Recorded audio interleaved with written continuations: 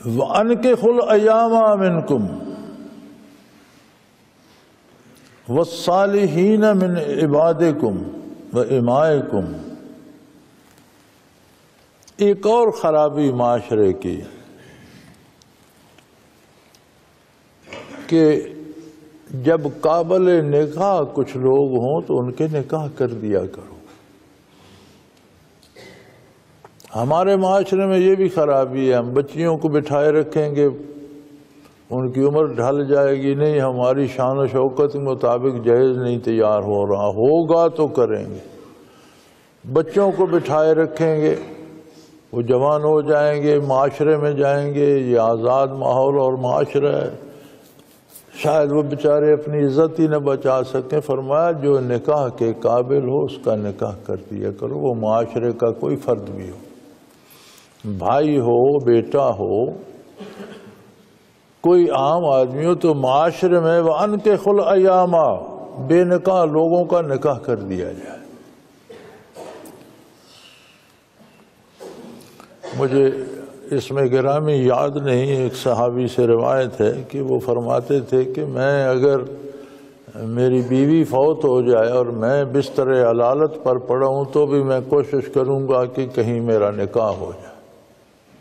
تو پوچھا کہ حضرت آپ اگر بستر علالت پر پڑے ہیں، بچنے کی امید بھی نہیں ہے، تو نکاح کر کے کیا حاصل ہوگا؟ تو فرمایا نبی کریم صلی اللہ علیہ وسلم کا ارشاد ہے کہ جس بندے پہ گھر کی ذمہ داریاں بھی ہوں اس کی عبادت کا بہت بڑا درجہ ہے، اس سے بہت زیادہ بہتر ہے جس پر گھر کی ذمہ داری نہ ہو۔ تو یہ خانہ داری کی ذمہ داریاں بھی ایک شرعی ذمہ داریاں، اور معاشرے کی اصلاح کا کتنا بڑا پہلو ہے اس میں۔ بچیاں ہوش سنبھالیں، ان کا نکاح ہو جائے، اپنے گھر کی ہو جائیں، بچے جوان ہوں، بالغ ہوں، ہوش سنبھالیں، نکاح ہو جائے، اپنے گھر کے ہو جائیں، تو معاشرے میں کتنی پاکیزگی آئے گی۔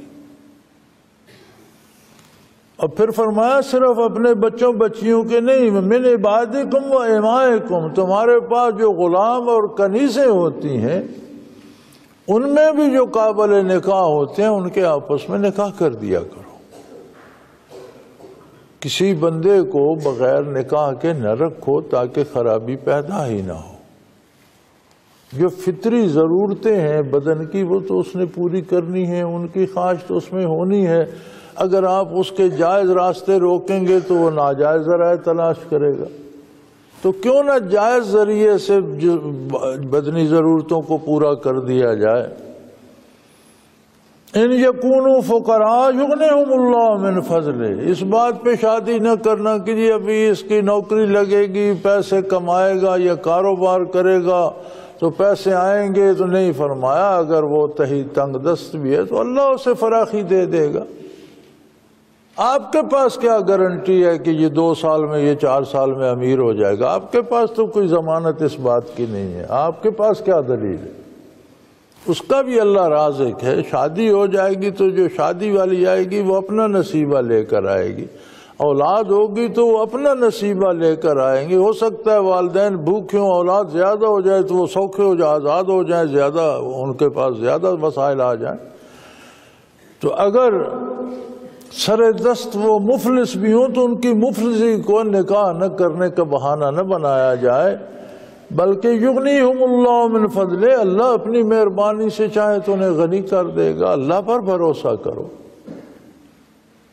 تو بالغ مردوں یا بالغ عورتوں کو اسی طرح کچھ مرد جن کی بیویاں فوت ہو جاتی ہیں یا عورتیں جن کے خامند فوت ہو جاتے ہیں تو ان کو محض ایک آنر کی خاطر مجبور کرنا کہ نکاح ثانی نہ کریں، اس طرح بےزتی ہوتی ہے، یہ درست ہے۔ ہماری مصیبت یہ ہے کہ ہمارے ہاں بر صغیر میں، باقی عالم اسلام میں یہ عالم نہیں ہے، یہاں تو کوئی دوسری شادی کرے تو وہ بھی بدنام ہو جاتا ہے، چونکہ ہندوؤں میں منع ہے اس لیے وہ رسم مسلمانوں میں بھی آ گئی۔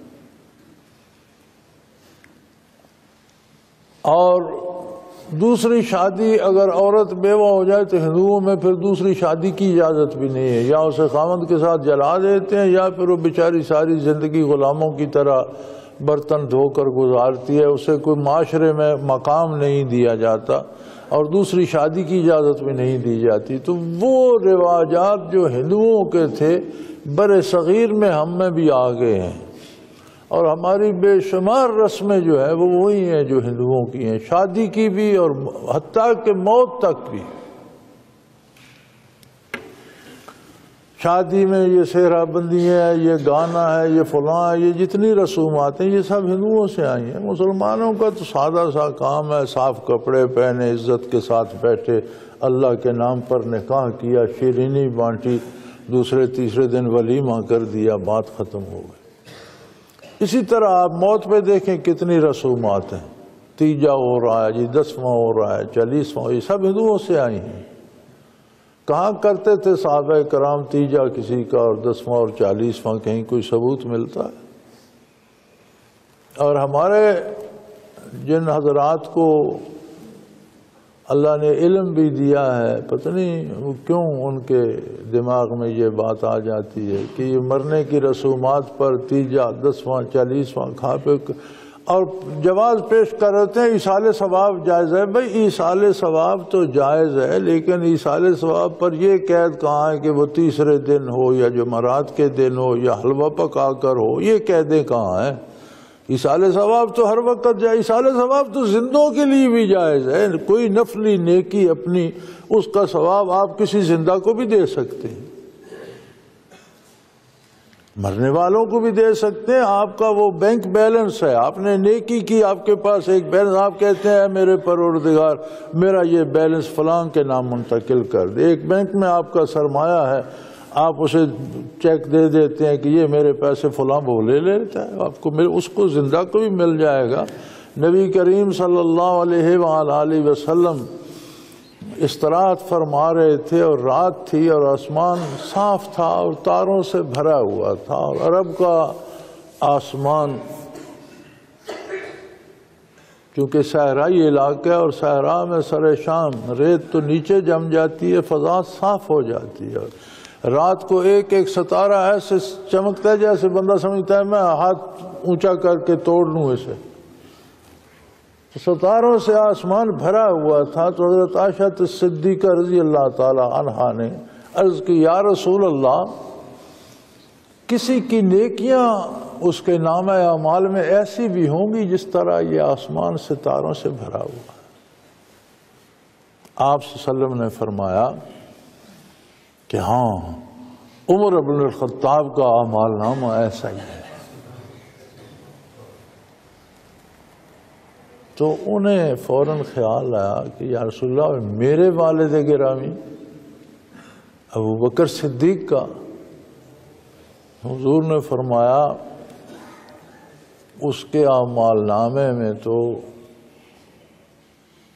100 کی 3 راتیں ہیں اور 100 کی 1 رات بھی ان سب نیکیوں پہ بھاری ہے۔ کچھ مفہوم اس طرح کا تھا کہ ان کا کیا کہنا، ان کے دامن میں کیا کچھ ہے یہ تو کوئی اندازہ ہی نہیں کر سکتا، ان کی نیکیوں کا حساب نہیں کیا جا سکتا۔ اب یہ بات سویرے سویرے حضرت عمر رضی اللہ عنہ تک پہنچی، اور ان کی غالباً ان کی لخت جگر بھی ام المومنین تھیں، انہوں نے اپنے باپ کو آگاہ کر دیا، کسی طرح سیدنا فاروق اعظم تک پہنچی۔ تو انہوں نے کہا اس سے پہلے کہ یہ بات ابو بکر صدیق سنے میں ان کے پاس جاؤں، وہ دوڑے دوڑے ان کے پاس گئے اور انہیں جا کر سنایا کہ حضرت نبی کریم صلی اللہ علیہ وسلم نے فرمایا ہے کہ میرا اعمال نامہ اور اس میں نیکیاں اس طرح ہیں جس طرح رات کا صاف آسمان ستاروں سے بھرا ہوا تھا۔ بڑی خوشی کی بات ہے، اللہ تمہیں مبارک کرے۔ خوشی ہوئی سن کر، عرض کیا میں نے اس لیے نہیں کہا، میں نے اس لیے عرض کیا ہے کہ میری یہ ساری نیکیاں آپ لے لیں۔ فرمایا میں کیوں لے لوں؟ فرمایا اس لیے کہ آپ کے پاس غار ثور کی 3 راتیں ہیں، آپ 1 رات مجھے دے دیں اور یہ ساری نیکیاں۔ انہوں نے فرمایا بھلا میں کیوں دینے لگا، آپ اپنی نیکیاں لے جائیں، آپ کو اپنی اللہ نصیب کرے۔ جو ثواب کماتے ہیں نا وہ مفت بانٹتے نہیں ہیں، ایصال ثواب کرنے کے لیے ثواب کا کام ہونا چاہیے۔ یہ جو لاکھ لاکھ اور 10 لاکھ کلمہ شریف بخشتے ہیں، ان کو کہہ دو جی یہاں 10 روپے دے دو، کوئی نہیں دے گا۔ 10 لاکھ کلمہ لے لو بخشتے ہیں، اسے کہو 10 لاکھ کے یار 1000 روپیہ دے دو، 10 لاکھ کو چھوڑو، لاکھ کو بھی چھوڑو، 1000 روپیہ مرنے والے کے لیے دے دو، اس کے بچوں کوئی دیتا؟ روپے کی قیمت ہے نا، وہ جو تسبیحیں پڑھی ہیں ان کی اس کے پاس قیمت نہیں۔ فاروق اعظم خرید لیتے نا ابو بکر صدیق سے نیکی، کون دیتا ہے میرے بھائی؟ اور پھر رفاقت حبیب کی ساتھ ہیں، تو ایصال ثواب تو جائز ہے، لیکن جہاں چاہو جب چاہو کرو، کوئی تیسرے چوتھے 10ویں کی قید نہیں ہے، کوئی گوشت حلوے کی قید نہیں ہے، کوئی چاول پلاؤ کی قید نہیں ہے، جہاں بیٹھے ہو جب چاہو۔ حق بنتا ہے والدین کا مرنے کے بعد انہیں ایصال ثواب کرو، اولادوں کا، بہن بھائیوں کا حق بنتا ہے جو دنیا سے گزر گئے، لیکن یہ معاملہ تمہارے اور تمہارے اللہ کے درمیان اور اس کے درمیان ہونا چاہیے جسے بخش رہے ہو۔ پبلکلی کرنے کی کیا ضرورت ہے؟ لوگوں کو دکھانے کی کیا ضرورت ہے؟ بیمار مر رہا ہوتا ہے، اس کا علاج کوئی نہیں کرتا، جب مر جاتا ہے تو سارے گاؤں کی دعوت ہو جاتی ہے، حلوہ گوشت کھاؤ اور اسے ایصال ثواب کو۔ کون سا یہ ایصال ثواب ہے؟ وہ بیچارہ جب مر رہا تھا اس کا علاج کسی نے نہیں کیا، پانی مانگتا رہتا ہے گھنٹوں، اور کہتے ہیں یار یہ ہر وقت تنگ کرتا رہتا ہے، اسے گھونٹ پانی کا کوئی نہیں دیتا۔ مرنے کے بعد سارے گاؤں کی دعوت ہو جاتی ہے۔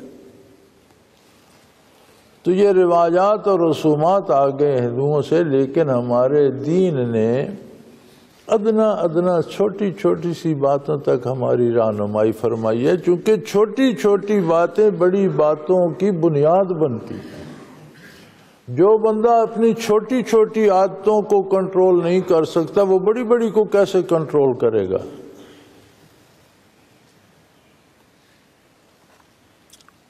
واللہ واسع علیم۔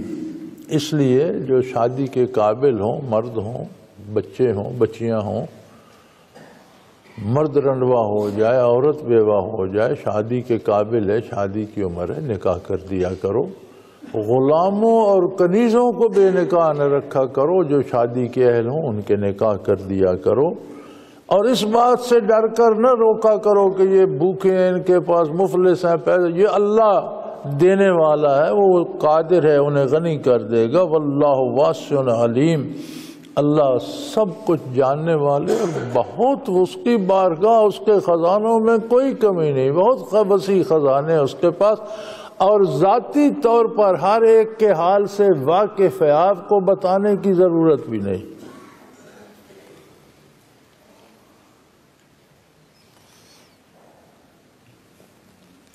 وَلْيَسْتَعْفِفِ الَّذِينَ لَا يَجِدُونَ نِكَاحًا حَتَّى يُغْنِيَهُمُ اللَّهُ مِنْ فَضْلِهِ۔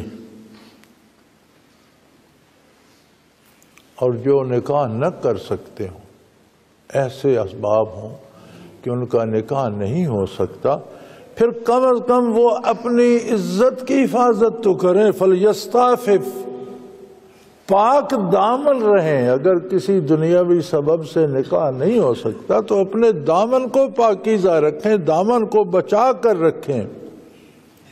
اللہ قادر ہے، وہ ان کی مصیبت بھی دور کر دے گا۔ کسی وجہ سے نکاح نہیں ہو سکتا، کسی سبب سے نہیں ہو سکتا، تو اللہ قادر ہے، جب وہ چاہے گا وہ رکاوٹ دور کر دے گا، نکاح ہو جائے گا۔ لیکن اگر نکاح نہیں ہو سکا تو ناجائز نہ کریں، ناروا ذرائع اختیار نہ کریں، اپنے دامن کو بچا کر رکھیں اور پاک دامن رہیں۔